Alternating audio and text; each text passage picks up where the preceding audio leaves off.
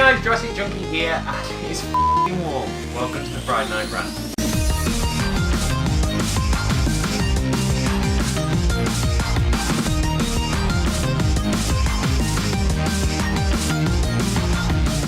So yes, here in the UK we're having a heat wave at the moment, and this room it's the hot box. The sun always goes across this direction, so this is the room that tends to warm up the most.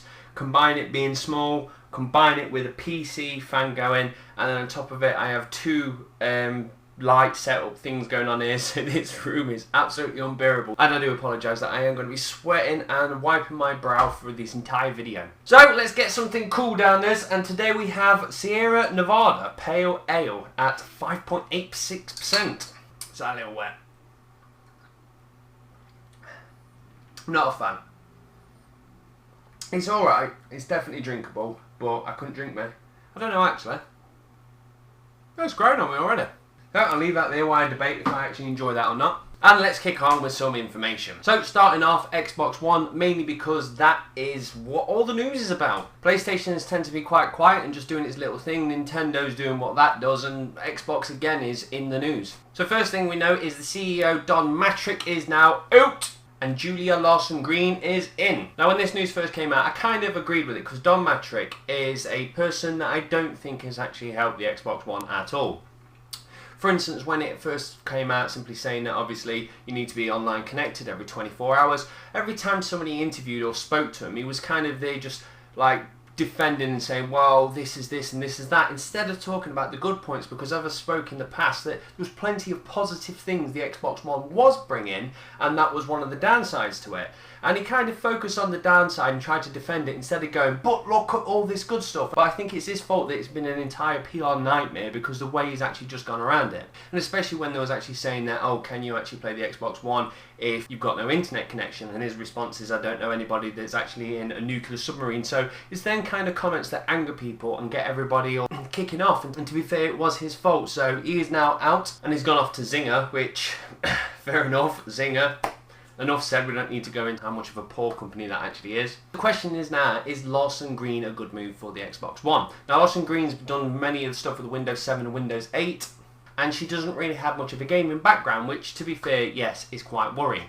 But at the end of the day, I'll never judge a book by its colour. I need to wait until she's actually got in there and does what she needs to do, and then I'll make an opinion on her. But yes, I would have preferred somebody hardcore gaming to kind of take over that role. But we shall soon see. But the next thing I want to talk about is the thing that's made me incredibly happy. And it is Xbox One is offering full indie support.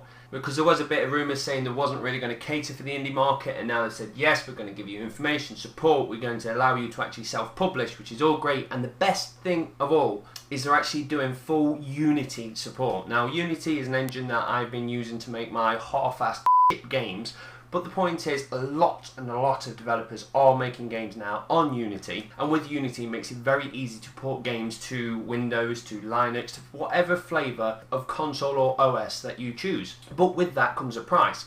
So for instance, when you get Unity for free. But then if you want to go to Pro, it costs around about 1,500. But once you're at the Pro status, if you want to export, say, to PlayStation, you have to pay an additional license fee to export to that. Same for Android, same for iOS. But lately, it's actually changed the way it's been doing it, and Unity now allowing free mobile support, or mobile, as a lot of people would actually call it. But there is still a price tag to actually send it out to the Wii, or to PlayStation, or to Xbox. But it sounds like Xbox have actually got an agreement in place with Unity which actually gets rid of all the price tags, and simply means if you have got Unity Pro, you can export everything to Windows 8, to Xbox and Xbox One for the price tag of free. Which I think is brilliant. It's going to encourage a lot of indie people, and I do a lot of indie sites for people that do create games on Unity, and I've said to them, what do you think about this news? And not many of them know about it yet, and they says, so does that mean I can instantly port the game that I've already created straight over to Xbox One at no price tag?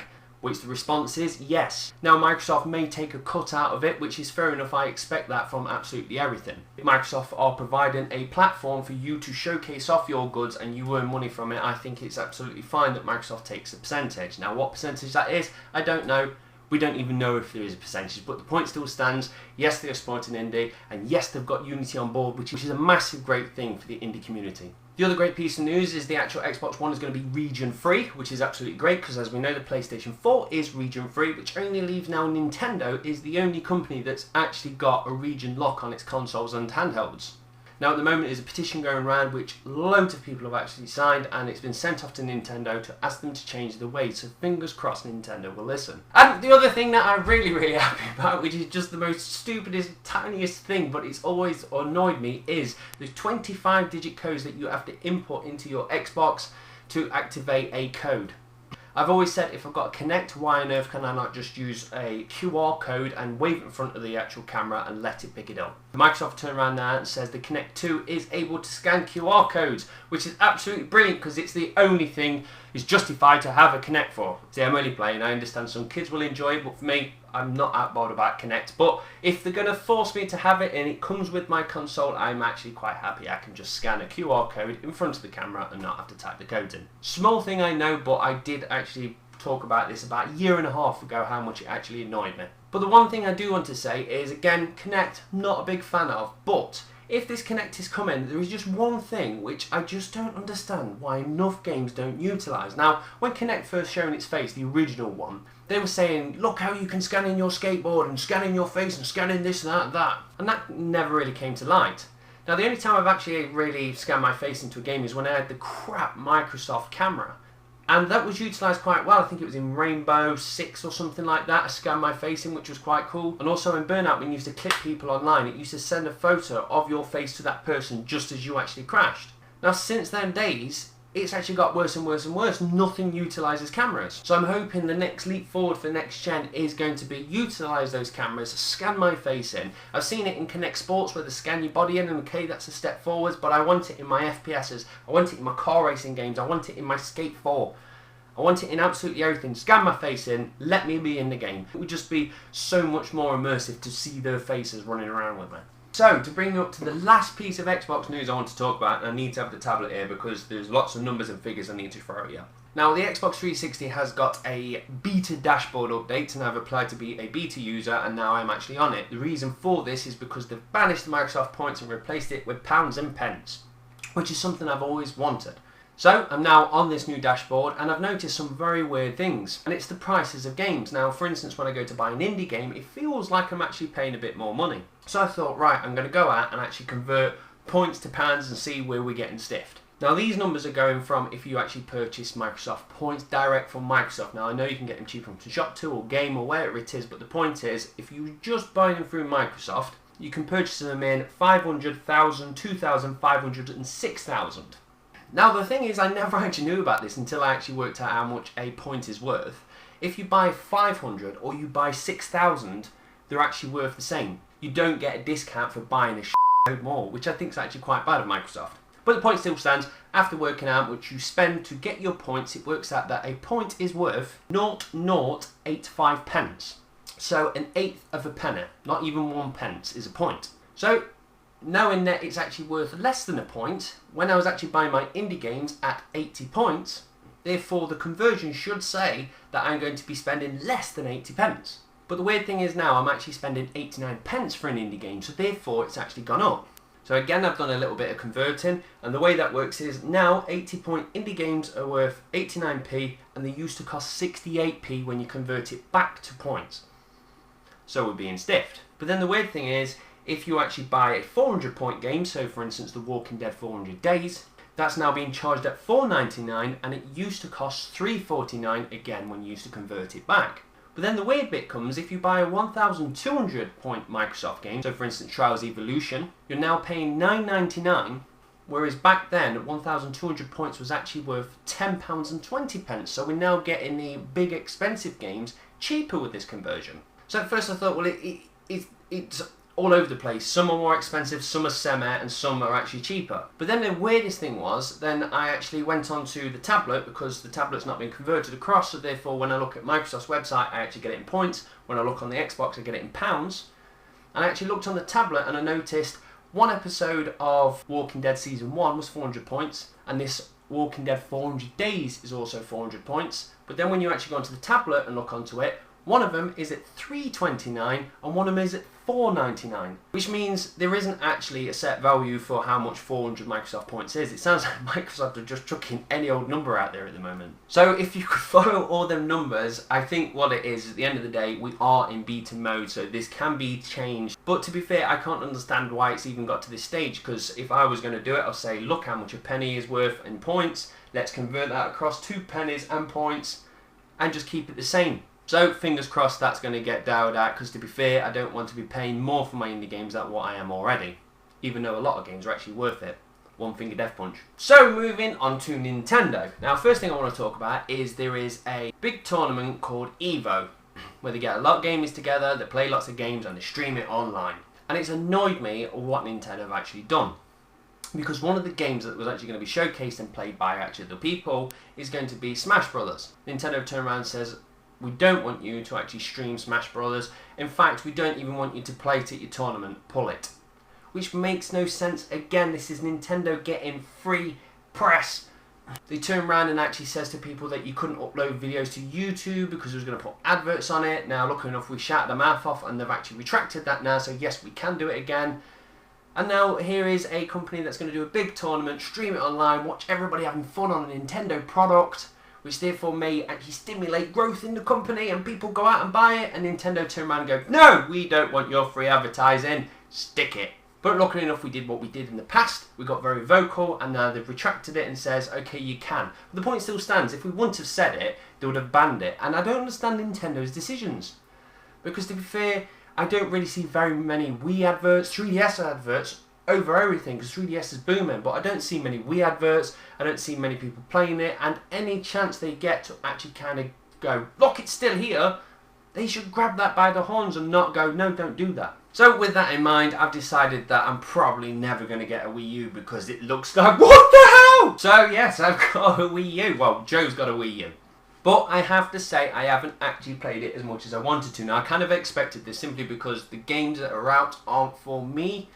And the ones that are for me, I've already played because of the third-party crossover thingamabobs like Mass Effect and Deus Ex.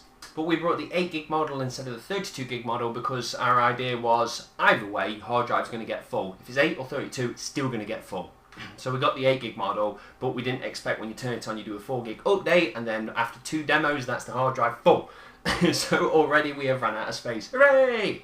And the other reason is we actually got it from John Lewis with some vouchers, and John Lewis don't do a 32GB model, so... But yes, after actually using this pad, I am actually quite impressed. It feels very nice in your hands. It works quite well. I played Zombie U. Now, Zombie U, I'm not actually a fan too much of the game, but I am an incredible fan of the way they actually work this on the system. Now, my worry is that games was going to come out and force you to look up and down all the time. But whereas it actually works on the Zombie U, it's obviously your inventory screen. So when you go to open your backpack, you already know that you're about to look down. So it kind of doesn't disconnect me from the game and works really, really well. God, I am sweating! And on top of it, played some mini games with Joe, and one of them where she used the camera to film herself, and that went on the TV, and the quality of the camera was really good. So to start off with, I was quite impressed by the product. It's very quiet. I believe it is quite slow, simply because when I'm on my Xbox, if I actually want to dashboard and get out of a game and get straight back to the dashboard to play something else, it kind of takes about 3 seconds, and that 3 seconds is incredibly painful to me, and that's why I want next gen, so it is 0 seconds. Whereas on the actual Wii, it's about 10 or so seconds. Now this is a next gen console, so to me, for actually coming out of a game and waiting for the dashboard to load and waiting 10 seconds is incredibly painful. But that's because I'm an impatient But the point still stands, it doesn't, I don't think you can call it next gen, you can call it last gen bit better. But I'm not going to completely sit there and shit on it because I haven't given it enough time. So once I've actually got some games for it and actually sat down and had a good play with it and kicked the f*** out of Joe on it, I will actually do a video saying if I actually think it's a console worth purchasing. So that brings us to the question of the week, which I'm going to start opening to you, the actual viewers. And this week it's actually come from Ian Walker, who has simply put on Facebook, everybody wrote off the Nintendo DS when it was first launched. The Wii also. Do you think Nintendo can surprise everyone and make the Wii U a success like it did the Wii? So my personal opinion on Ian's question is I don't think they can. I'm not saying it's going to be a failure, but I don't think they can make it as strong as the 3DS or the Wii. But again, time will tell. But yes, the question goes out to you. Do you think Nintendo can do a little turnaround on the Wii U and making it as successful as 3DS and Wii? So thank in a nice way that this video is done because I need to stick my head in the fridge. And I hope you all have a great weekend. Now I'm going to go and shoot off and play a little bit of gaming and get prepared for some whitewater rafting, which I'm going to be doing this weekend for a new YouTube channel that me and my friend are starting, where we're going to go around and do extreme sports and demo experience days, and we're just going to do all different ones across the UK and stick them all under one channel. Now we're still debating what the channel name is yet, so as soon as we work it out I shall let you know. And shamelessly plug the new channel. We've already got one of the actual filming sessions in the bag. We just need to think of a name of what to call ourselves. So that's me done and dusted, guys. I hope you have an incredibly great weekend. I hope you actually wear sunscreen, because if you're in the UK you're going to burn your f***ing face off. And as always, thank you very much for watching. Cheers guys, bye.